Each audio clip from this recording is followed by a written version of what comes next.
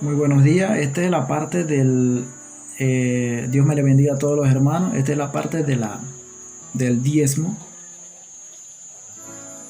por la cual muchas de las iglesias evangélicas ha sido criticado, pero le voy a explicar algunas cosas sobre esto. Si no vamos a la palabra del Señor, en Lucas 18, 11 y 12, el fariseo pues estaba hablando en ese momento y él se estaba jactando y estaba diciendo que él hacía lo mejor. Y ahí él también habla de que yo ayuno 2 veces a la semana, doy diezmo de todo lo que gano, dice él. Y ahí me pongo a ver, si nosotros vamos en el Nuevo Testamento, en el Antiguo Testamento, se dice que los levitas no trabajaban, ellos solamente se dedicaban a estudiar la palabra de Dios y hacer sacerdocio, porque era un pueblo escogido para eso. Nosotros nos ponemos a ver qué es lo que diezmaba estos fariseos. No solamente eran comida, no solamente eran las cosechas. Dice ahí, de todos los que ganan. Ahora, nosotros los evangélicos, nosotros en este tiempo, muchas personas no se le está exigiendo diezmo. A ningún cristiano que son recién convertidos, una persona que llega a la iglesia o para ser miembro de una iglesia, no se le exige eso. Se le exige que se arrepienta y busque de Jesús y que convertido y arrepiéndanse, como decía Pedro, así mismo. Es la única forma que esa persona se haga miembro de la iglesia. Pero no es porque ofrende o porque diezma. Entonces nosotros vamos a ver, aquí en este versículo se está hablando de que el diezmo era necesario, y además el diezmo no se usaba solamente, no se usaba en aquellos tiempos para el sacerdote. El diezmo era necesario para sustentar las iglesias. La sinagoga en aquellos tiempos era necesario para sustentarla, porque ninguna estructura va a quedar con esa hermosura para siempre, sino tiene que ser restaurada cada vez que se está dañando. Y en las iglesias evangélicas, muchas personas diezman, personas que son fieles dentro de las iglesias, y esas personas quieren diezmar y ellos lo hacen a voluntad propia. Ahora, si nos encontramos con algunas iglesias, algunas partes de las iglesias que están bajo a un pastorado avaricioso que obliga a las personas a hacerlo, eso no está correcto. Ahora, si tú eres un buen cristiano, eres una persona que entiende, que yo siempre he dicho que todos estos diezmos y ofrendas Dios los hacía no es porque Dios lo necesita, sino es para ayudar a los cristianos y a las personas pues que no sean avariciosos. Primero, porque muchas personas confían en el dinero. Si van a dar un poquito de esto, digo, no, si doy esto no me va a alcanzar. Entonces está depositando su fe en el dinero y no está pensando en que Dios es el dueño del oro y la plata. Ahora, el diezmo es necesario, eso ya lo sabemos, para la iglesia.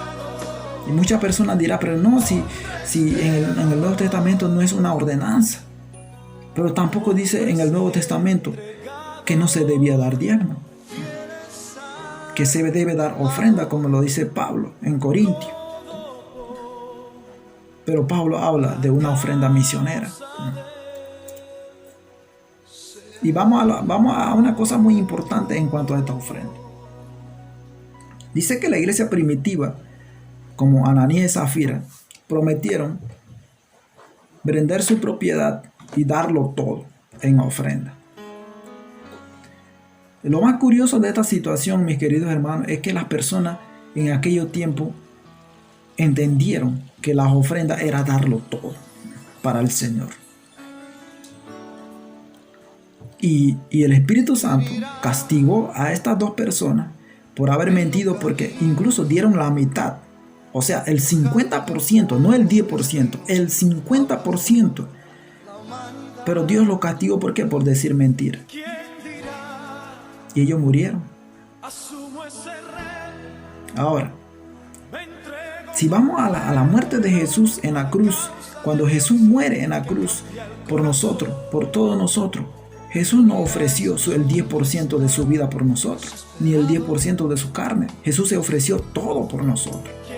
Nosotros, entendiendo la realidad cristiana, yo debería dar todo para el Señor. Pero todavía estamos en aquellos tiempos de las leyes dando el 10%. Y las ofrendas a veces lo vemos de una forma que, no, como el corazón lo dice, como el corazón disponga.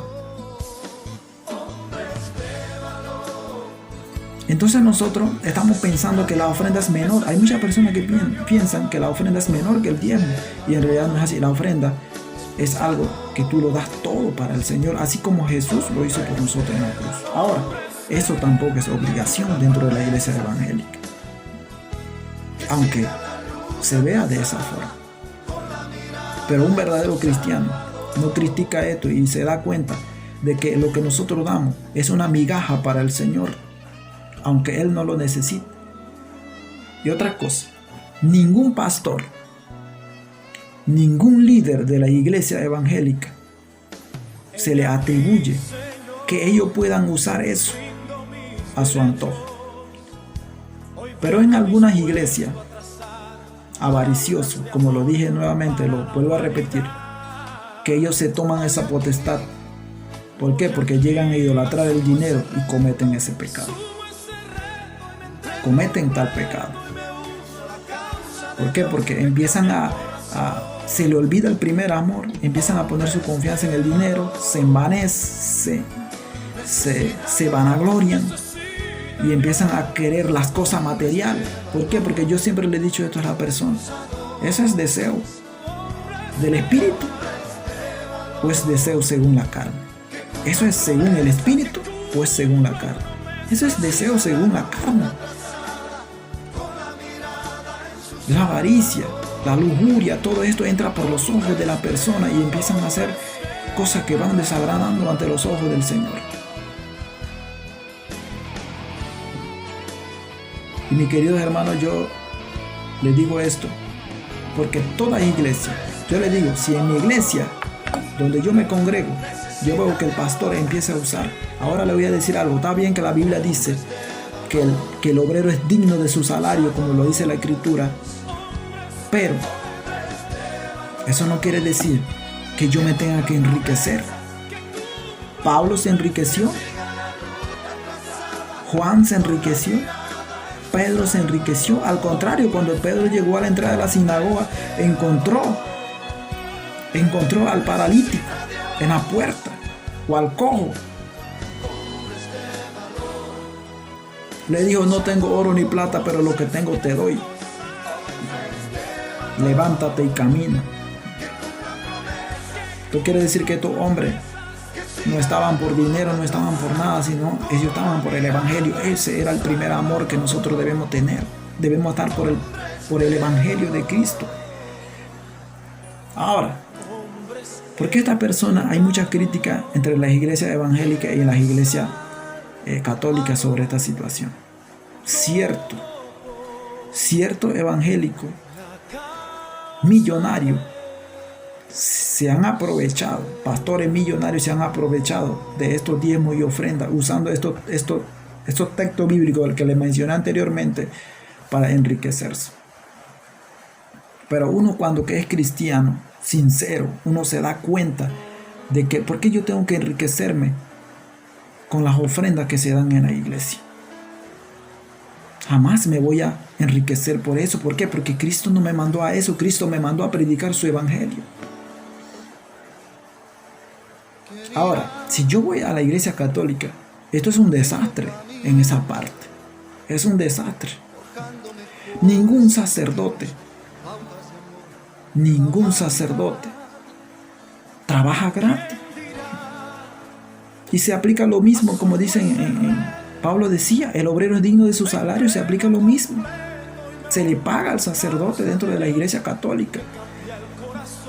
Incluyéndole a eso, bueno, pues ellos, algunas cosas que se hacen dentro de la iglesia católica, el bautismo, la misa y todas estas cosas, porque últimamente algunos de las iglesias han querido abolir esto dentro de la iglesia católica. ¿Por qué? Porque se le está criticando mucho por eso. Pero ellos cobran por eso. Y otra cosa. Entonces a todos estos sacerdotes se le paga. Y yo le voy a decir una cosa. Que ellos no lo sustentan el miembro de las iglesias como la iglesia evangélica sustenta al pastor. Y algunos pastores no tienen que ni sustentarlo. ¿Por qué? Porque ellos trabajan para sustentarse. Pero los católicos, los sacerdotes y las personas, las monjas y todas estas personas que están dentro de las iglesias son sustentadas por el gobierno, por el impuesto de los adventistas, por el impuesto de los evangélicos, por el impuesto de los mormones, por el impuesto de los otros católicos, por el impuesto de todos. Son sustentados. Ellos no ponen nada de su parte. El católico aporta dentro de la iglesia también para ellos. Ahora, la iglesia evangélica recibe algún apoyo del gobierno económico, estructural. La mayoría de las iglesias que se construyen en el mundo de los evangélicos son construcciones hechas por el mismo pueblo que alaba a Dios, por el mismo pueblo que sigue a Jesús.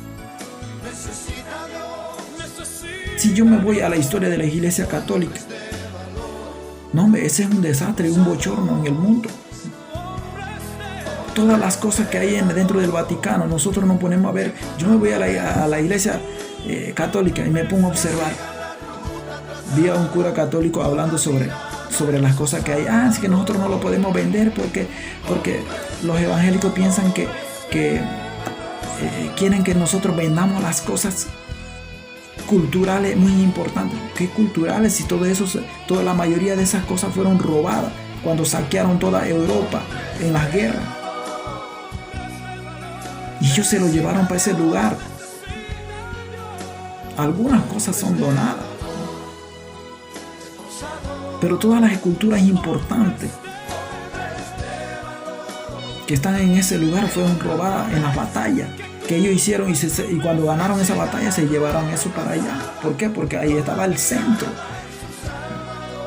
la cúspide de las iglesias, de la religión católica y también de la política del imperio. Ese era el centro y el cúspide de todo, del gobierno y de la religión. Entonces nosotros ponemos a observar, y la iglesia de la Basílica de San Pedro fue construido a base de una ofrenda inventada para pagar su pecado.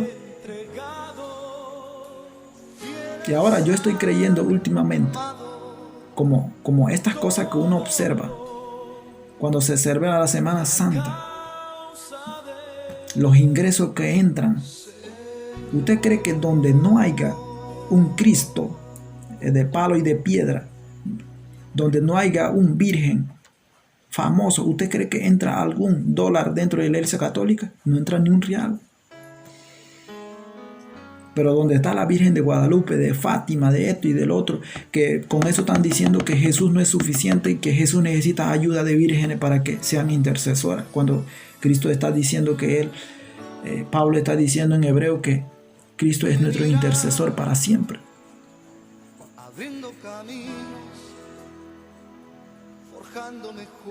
Todas estas imágenes para mí son, en mi opinión, son hechas para sacar dinero en el mundo por la iglesia católica. Es un plan hecho para sacar dinero. Porque sinceramente, le voy a ser sincero, las personas son muy dadas en creer cosas que ellos ven, en tratar de de ver para creer, como lo que era Tomás, y Dios en pocas palabras, Jesús en pocas palabras lo reprendió, porque le dijo: bienaventurados los que no vieron y creyeron, le dijo a Tomás. Muchas personas no van a ir a la iglesia solamente porque ahí no hay ninguna imagen famosa. Todo esto es un mercado. Se están mercadeando las palabras del Señor, acobijado bajo la idolatría en la iglesia católica. Y en las iglesias evangélicas algunos pastores están usando la avaricia, están usando las palabras del Señor para sacar dinero. Pero eso sí, le voy a ser sincero, esto es algo que se puede contar en las iglesias evangélicas. Pero en la iglesia